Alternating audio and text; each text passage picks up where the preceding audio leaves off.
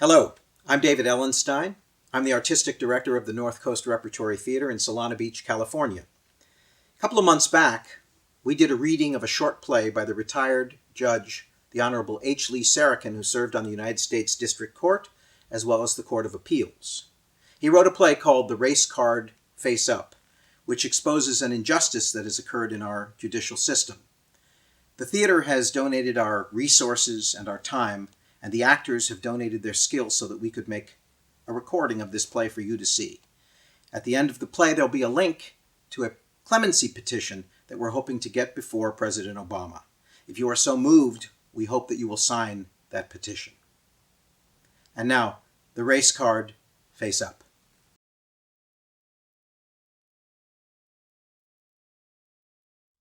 This is TV station WCOL bringing you an interview from the Federal Correction Prison in Florence, Colorado, with 5 of the 6 defendants known as the IRP-6. You will also be hearing from a family member at a remote location. The warden has kindly given the prisoners the right to wear street clothes for this interview, which the families have provided. You will first hear from Mr. David Banks and then the others in turn. Mr. Banks?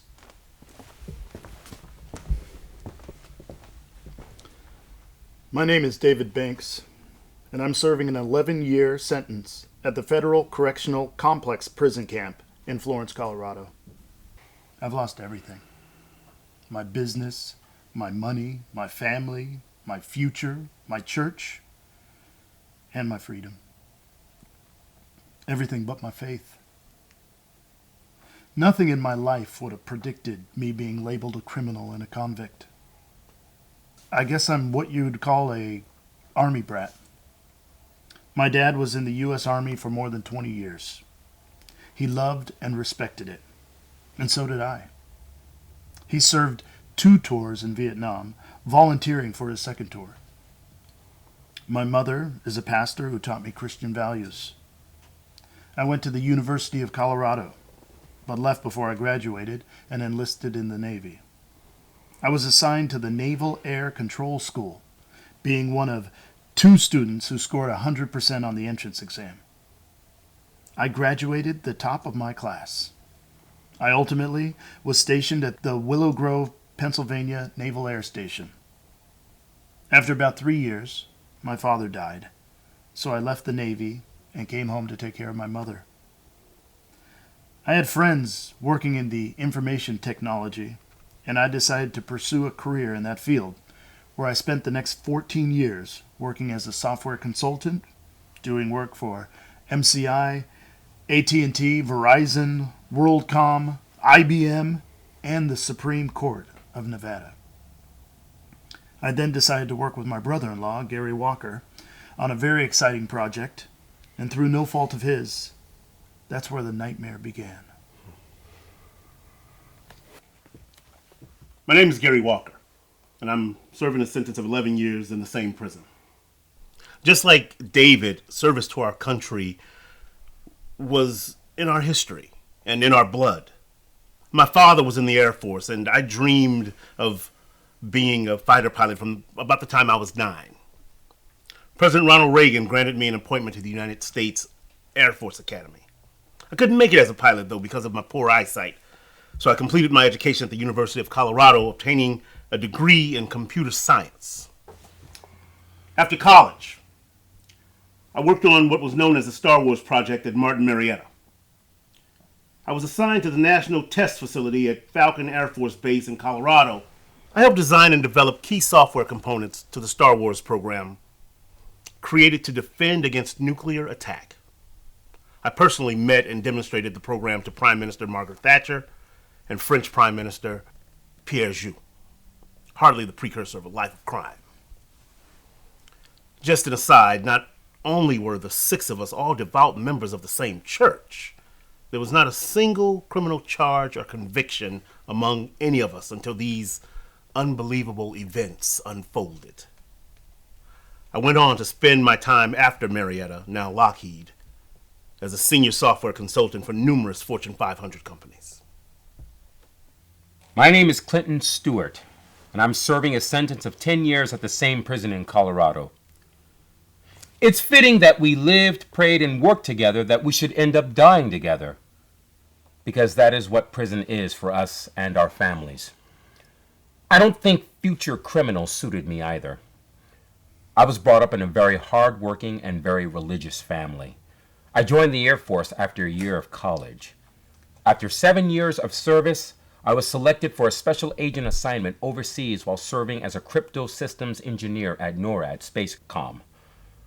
Unfortunately, I had to decline because my father fell ill. I requested a hardship separation and was honorably discharged. I love the Air Force and my work there.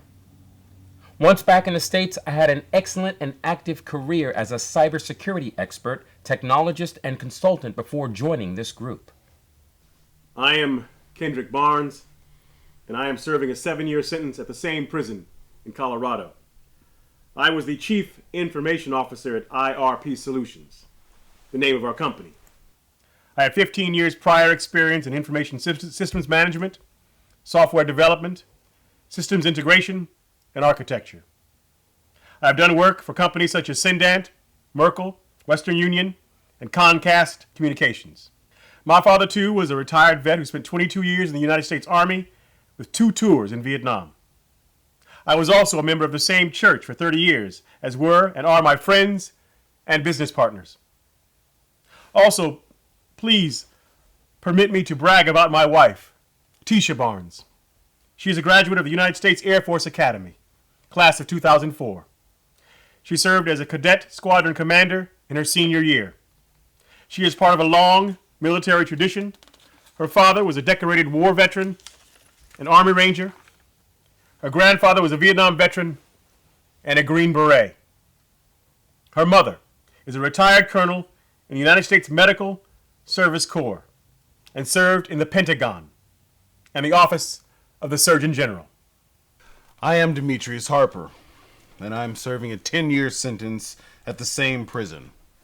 Likewise, I had 15 years experience in information technology. I attended the University of Colorado from 1993 to 1998.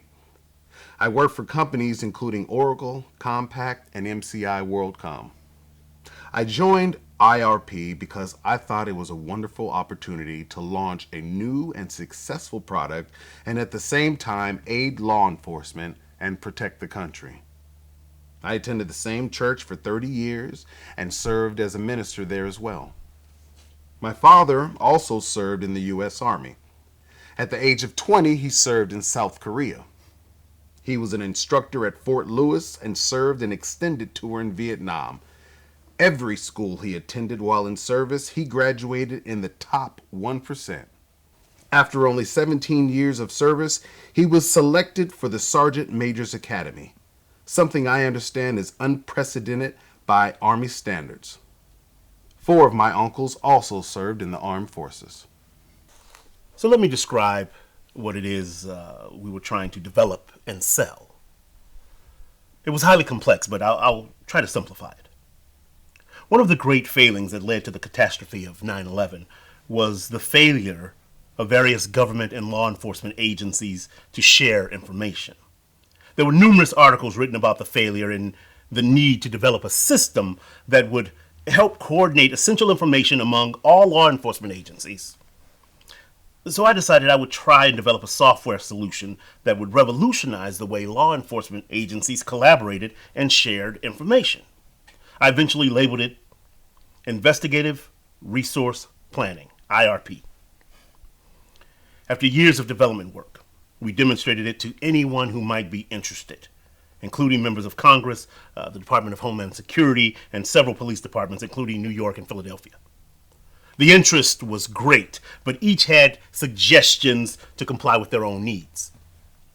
In order to satisfy those requests and requirements, we needed more programming. We contracted with staffing companies, a very common practice, to provide the expertise we needed. Everyone we dealt with knew of our financial circumstances. We were a new company in a new venture. We were optimistic about our projects and relay that enthusiasm to the staffing companies. But please understand this. The staffing companies hired and paid the employees. We didn't get the money, except some hourly payments for work we actually performed. The only way we could ever make money is if the program were completed and a success. I can say without hesitation that we intended to pay every staffing company with whom we contracted. We believed there were multi-million-dollar contracts out there available to us. There was never a moment when we engaged a staffing company without expecting to pay them eventually and in full. We never denied owing the money, or that we were late or slow in paying. Everything was taking much longer than we expected, but we never intended to cheat anyone. Our only crime was optimism, and that optimism was based on the interest and promises we received from prospective customers. So you may well be asking, how did we all end up in prison? It all started with a letter dated March 8th, 2004, from a former U.S. attorney to the current U.S. attorney. He said we were guilty of fraud and outlined what he claimed it was. We, of course, didn't see the letter at that time, but we have seen it since. What we found strange was not only this charge of criminal activity out of the blue, but the fact that nowhere in the letter does he say whom he represented. To this day, we don't know whether it was a claimant or a competitor. Somebody asking, who are these small-time, uppity black guys playing with the big boys for these huge contracts? But that was just the beginning for us. What came next was in the form of a surprise FBI raid on our business on February 9th, 2005. It is difficult for me to describe that day for you without being emotional. 21 agents stormed through our offices, rummaged through our files, took our intellectual property, and seized our records. They confined us in a lunchroom while they took our life's work from us, and eventually our lives. But strangely, months later, after the FBI literally has everything about our business, apparently some staffing company requested that the FBI conduct a criminal investigation. And what did the same FBI office conclude, as we all contended, rightfully so, that this was a civil matter, and they declined to proceed further. The letter dated August 8th, 2005 says, "We regret to inform you that we are unable to assist you in this matter, and therefore no investigation will be conducted by the Federal Bureau of Investigation. We feel this case would best be handled civilly. Signed, Richard C. Powers, Special Agent in Charge, Denver." Despite the FBI's conclusion that this was a civil matter, someone unbeknownst to us was pushing it hard, and the charges were submitted to a grand jury in March of 2007, some 2 years after that first accusatory letter. The grand jury, undoubtedly arriving at the same conclusion that this was simply a debt collection matter, refused to indict. Something we are advised is a rarity in the world of criminal justice. And this was despite the fact that starting in December of 2006, the FBI began targeting members of our church at their homes and jobs, and many of them were called before the grand jury to testify. Everything was being done to bring us down. And then in June of 2009, 4 years later, they finally got a grand jury to indict us. This time, they only called one witness, an FBI agent. And the old adage that a prosecutor can indict a ham sandwich was proven. Afterwards, in order to dissuade the prosecution, we submitted a complete proffer, detailing everything we had done, said, written, or possessed that had any relationship to the charges. If they paid any attention, it completely exonerated us. But it fell on deaf ears and blind eyes. They were out to get us, and there was no convincing otherwise. So you must be asking why. Why are you all in prison serving terms from 7 to 11 years? The answer is, we failed to pay our corporate bills. That's really our crime. One thing we never denied, we owed the money. We had every intention of paying it. But the only way we could do so is if the business were a success. Everybody we dealt with knew that. We were a lousy credit risk unless we became successful. And we thought we were on the brink. We had a commitment from the Colorado Bureau of Investigations for $375,000. Unfortunately, they reneged. But we did have a $12 million verbal agreement for a pilot project with the Department of Homeland Security. And a couple of months before the FBI raided our business, they asked and received a quote for 2 software modules that exceeded $100 million. Additionally, we had the promise of a multi-million-dollar deal with the New York City Police Department. But the indictment, the leaks that preceded it, the FBI raid, the seizure of our work, our files, our software, ended all that when word leaked out that we were raided and under criminal investigation. So in essence, it was the government which prevented us from honoring our obligations. Obligations we always intended to honor. I won't bore you with all the details of the case. Essentially, the government argued that we were a sham. We were con merchants, that there was no viable computer program, and that we lied to the staffing companies about our prospects in order to get them to pay programmers to work for us. Can we ask you some questions? If you were going to run a scam, do you single out only law enforcement agencies as your pigeons? If you're going to cheat people and sell them some snake oil, do you start with the police, the FBI, Homeland Security? And do you work for years on a project with friends and family, spending all of your time and your money, borrowing small amounts from friends and family and fellow church members? Do you personally guarantee the debts to the staffing companies if you never intended to pay them? Would you hire 2 retired FBI agents and a former immigration customs official to work inside as independent contractors to help develop and improve the system?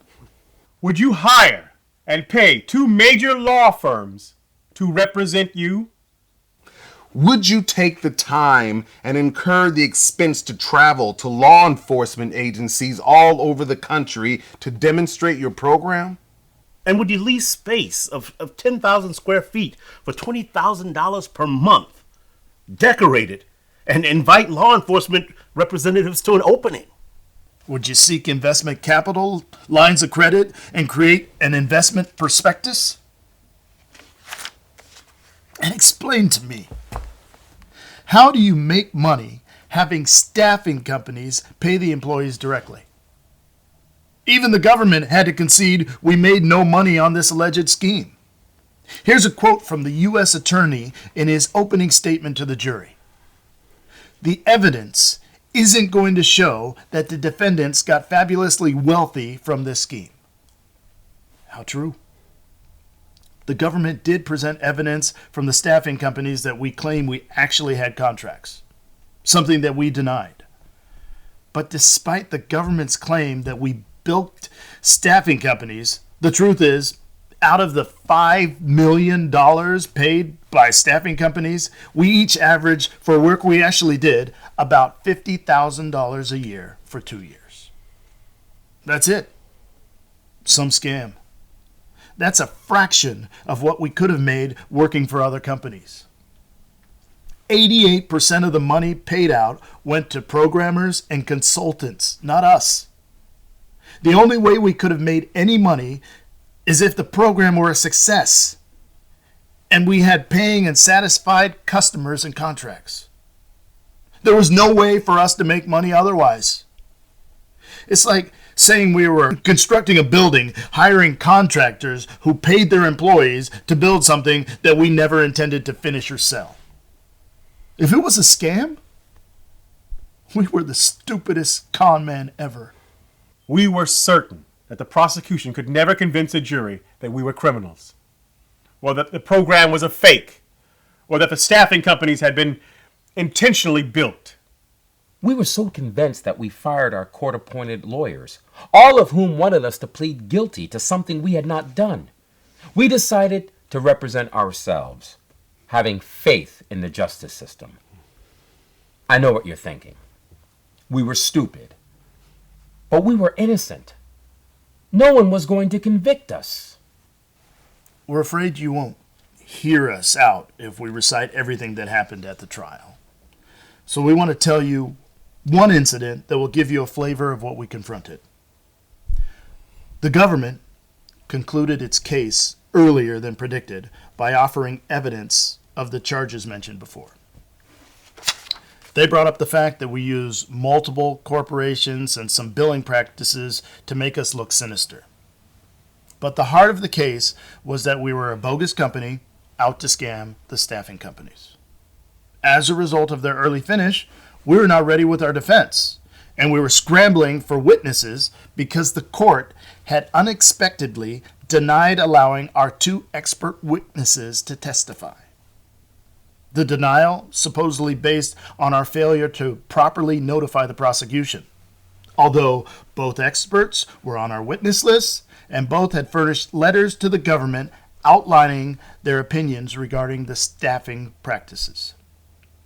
We asked for delays, and the judge became very impatient with us.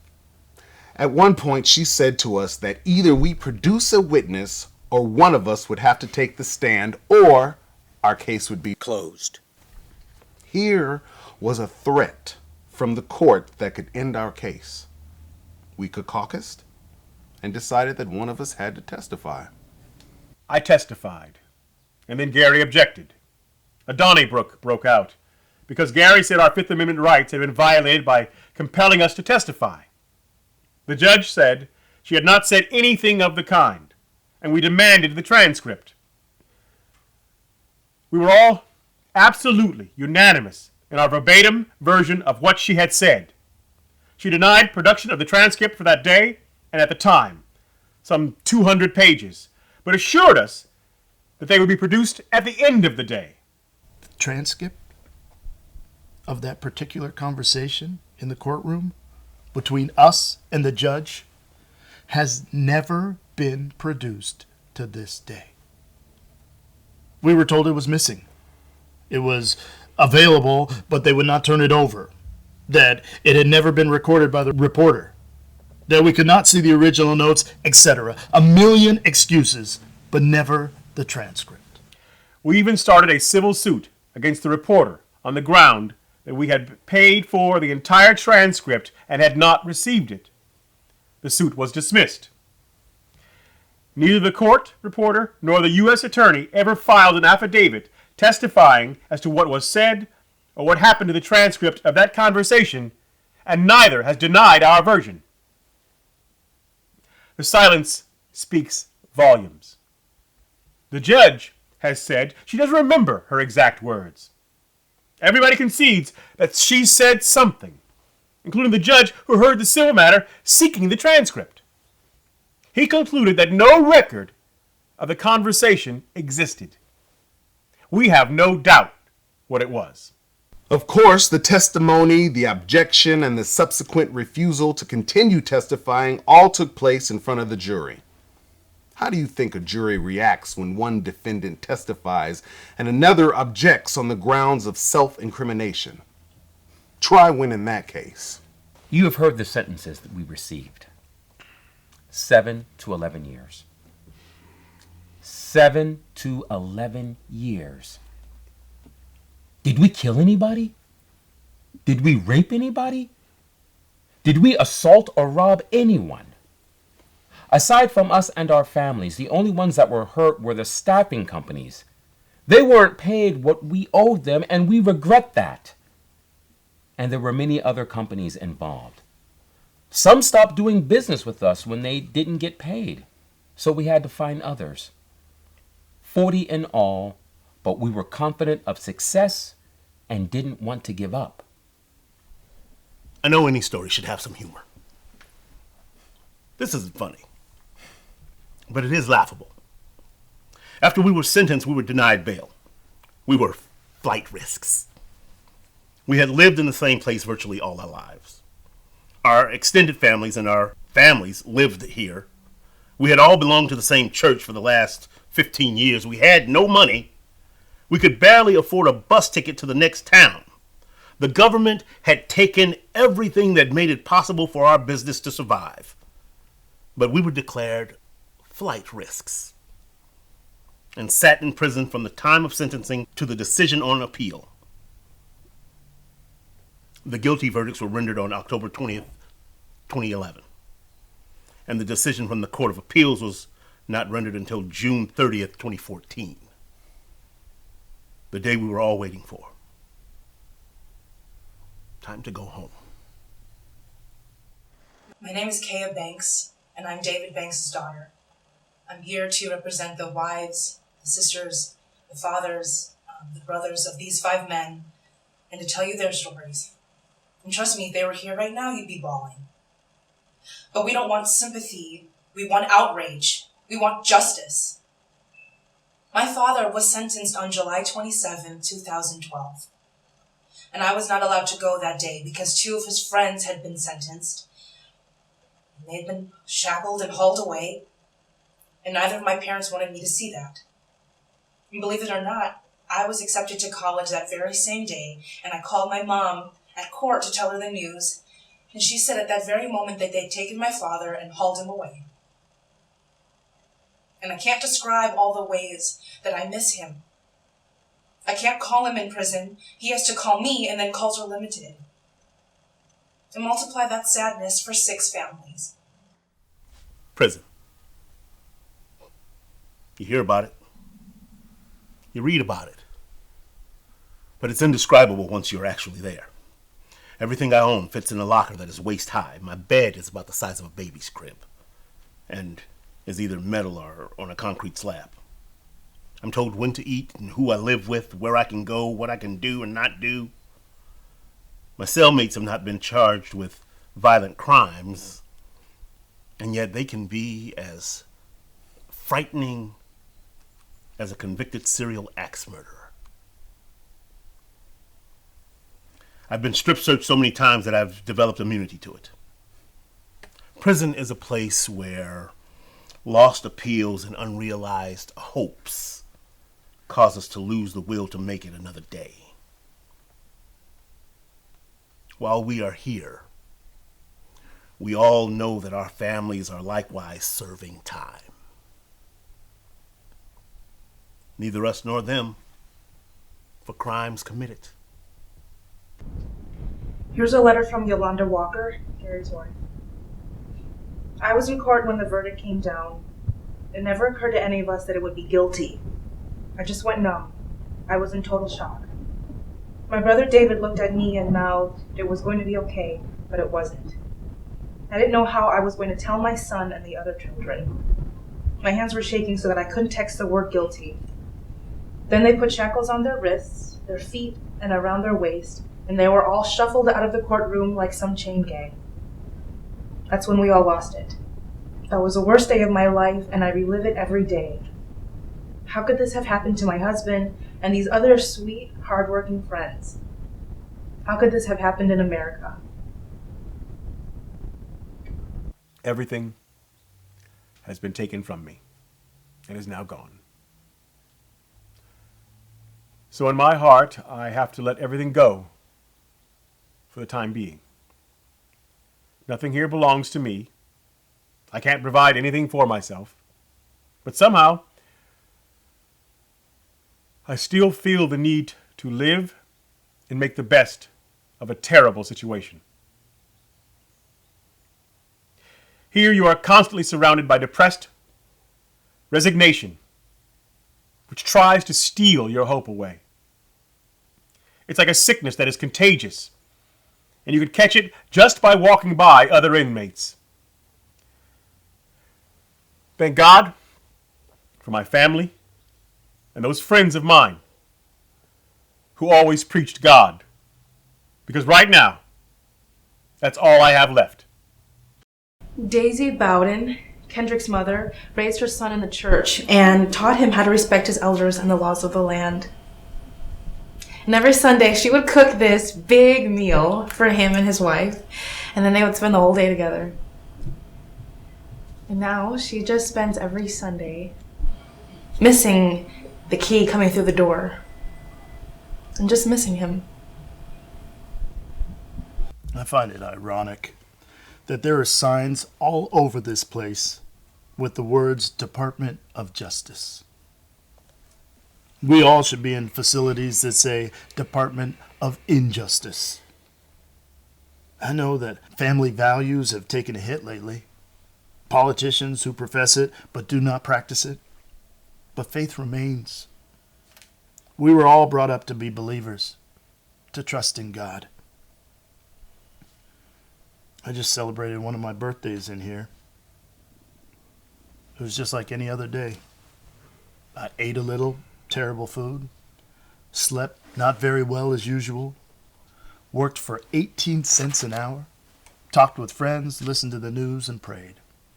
I wore my same green shirt, green pants, black boots. No cake, no candles, no tie or sweaters, no family, no singing happy birthday. But I know, we all know that we have family, friends, church members, and a whole community that cares about us. The fact that we're not abandoned or forgotten is what sustains us, keeps us sane in this crazy world. But we didn't give up hope. The total lack of any evidence of criminal intent, violating a criminal defendant's Fifth Amendment rights against self-incrimination, combined with the foul smell of the critical missing transcript, it would be hard to believe that any court would ever let this verdict stand. We had waited all this time for the appellate court decision, but it would all be worth it on the day we were set free. It was just a matter of time, of being patient, of believing in God and justice. On the way. It finally arrived. The Court of Appeals had decided. We were going home. Wrong. Convictions affirmed. Evidence supports convictions. Missing transcript irrelevant. The court said we had another witness, an FBI agent sitting and assisting the prosecutor throughout the case that was on our list, and we could have called him. He was also listed to discuss the scope of a search warrant. Hardly the heart of our defense, and certainly not one of the desirable lead-off witnesses. So they ruled we didn't have to take the stand, even if the judge said what we said she said. No harm, no foul. Game over. I cannot recite for you all of the false and misleading evidence that was marshaled against us at the trial, but let me give you one example that the appellate court relied upon in affirming our convictions. The government claimed that I used the alias Rico Howard in obtaining money from the staffing companies because my name was next to his in the parentheses in our records. The truth? Rico Howard worked for us as a software configurations manager specialist and was paid directly for his work. My name appeared next to him because he reported directly to me. But this was the type of evidence that was used to make us look sinister, convict us, and have the convictions affirmed. Have you ever felt betrayed? Have you ever had your faith in mankind and justice destroyed in a single moment? I can't list the way we all felt at that moment. We were patriots. We and our parents had served our country in the armed forces. This project was to help the country. Sure, we hoped to make money, but the thought of protecting the country was just as important to us. We were religious. We were family men who loved and respected our parents, our spouses, our siblings, our children. We were black men who defied all odds, worked hard, got educations, never in trouble with the law, gained experience, and formed a company. And they whipped us, just like the old days. This is a letter from Sarah Harper, Demetrius' mother. We raised Demetrius in the church since he was 3. His only sister died at the age of 13 from a terrible illness, so he's all we've got. He always worked hard, sometimes working 2 jobs to make a good life for his family. My heart aches every time we go to visit him at the sight of him in green prison khakis. The same for my husband, his father, who served in the Vietnam War. And there's such hopelessness in our son's eyes, and none of us can believe what has happened. That our funny, bright, outgoing, energetic son is in prison for a crime he did not commit. I think I should mention that we weren't totally abandoned. A group known as A Just Cause did everything humanly possible for us. We could not find any outside lawyers or innocent projects to represent us, but a very nice young African-American lawyer, Gwendolyn Solomon, agreed to help us pro bono on the appeal and again volunteered to petition the United States Supreme Court. Our hopes were diminishing. We knew it was going to be a long shot, but there was no other place to go. But there, on the very first day of the new Supreme Court term in October 2014, was our name and docket number under the long list of petitions. Denied. Braylon Harper, age 9, son of Demetrius, asked me to tell you this. When he was 7, his dad went to prison, and he said, "I'm really sad because I have to leave him at that place. I wish my dad could come home. I miss him and I want to play with him, run with him, watch movies with him. I feel bad for my sister Kayla, who can't play soccer anymore because my mom can't afford it." We maintain our faith despite everything. Do we think this happened because 5 of us are black? I don't know.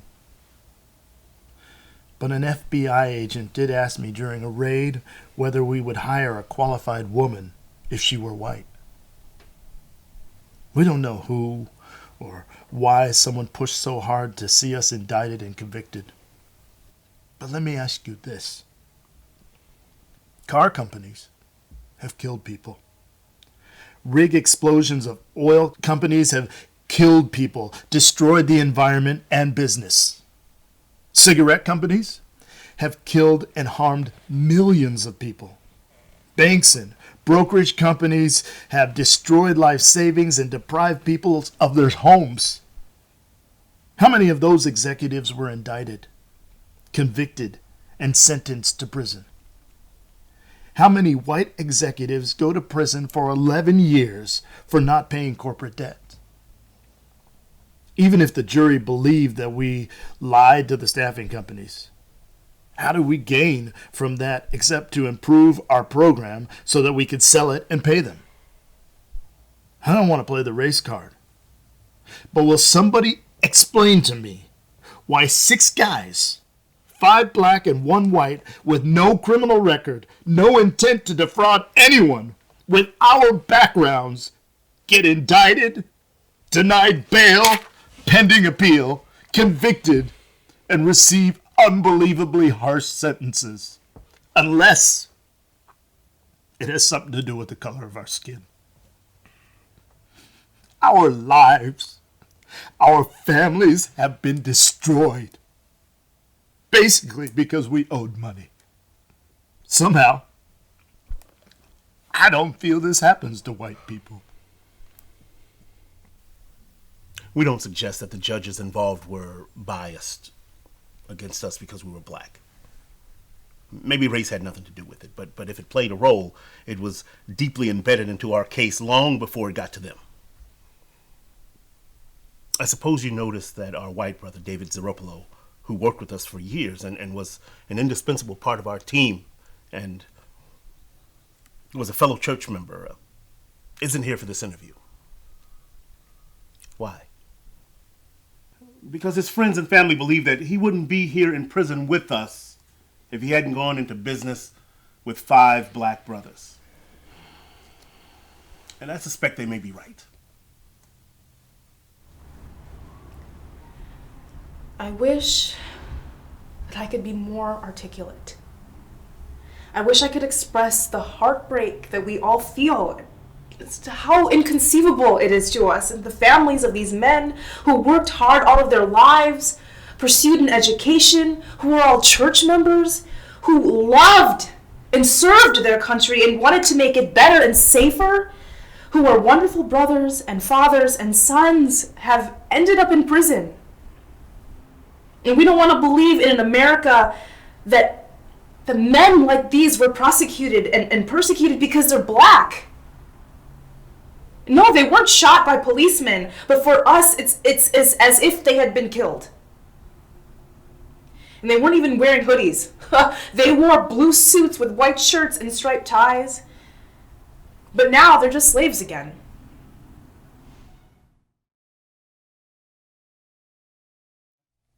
Hi, I'm Ron Christopher Jones, and I have the honor of portraying David Banks in the race card face-up.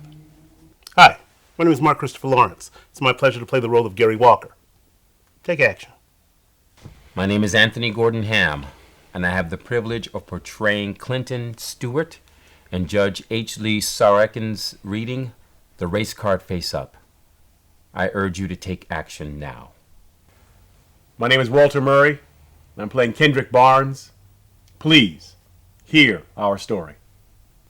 My name is Laurence Brown, and I have the honor of playing Demetrius Harper. Take action. My name is Camara, and I read Kaya Banks, and I'm asking you to take action.